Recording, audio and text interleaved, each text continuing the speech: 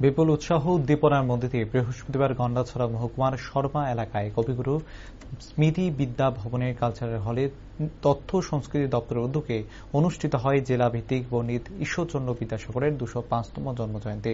কবিগুরু স্মৃতি বিদ্যা ভবনে প্রদীপ প্রজ্বলন করে উক্ত অনুষ্ঠানের সূচনা করেন ডোমপুরনগর ব্লকের ভাইস চেয়ারম্যান তথা সমাজসেবক বিকাশ ঠাকমা। অনুষ্ঠানে উপস্থিত ছিলেন ছাত্রছাত্রী সহ উক্ত বিদ্যালয়ের শিক্ষক শিক্ষিকারা। অনুষ্ঠানে সভাপতিত্ব করেন ধলাই জেলার সংশ্লিষ্ট দপ্তরের সহকারী অধিকর্তা চন্দন সরকার।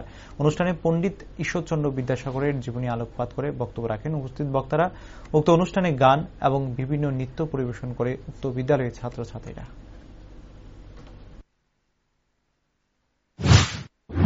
নবজাগরণ সংগঠিত হয়েছিল, বিশেষ করে ব্রিটিশ ভারতের বঙ্গদেশের বাংলার নবজাগরণের কাণ্ডারী হিসাবে যে কয়জনকে চিহ্নিত করা হয়েছে, পণ্ডিত ঈশ্বরচন্দ্র বিদ্যাসাগর তার মধ্যে অন্যতম।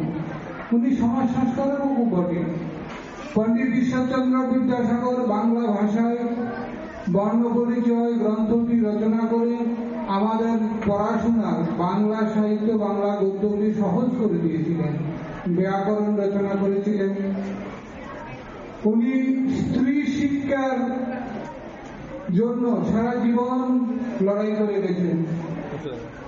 কারণ মেয়েরা যদি শিক্ষিত হয়, মেয়েরা ভবিষ্যতের মা। শিক্ষিত মায়ের গর্ভের সন্তান কখনো অশিক্ষিত থাকতে পারবে না।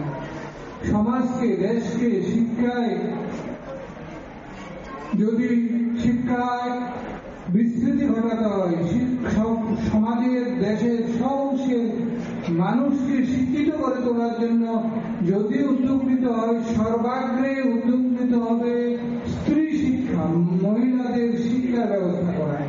কারণ মা যদি শিক্ষিত হয়, ওই মায়ের ঘরের সন্তান কখনো অশিক্ষিত হবে না।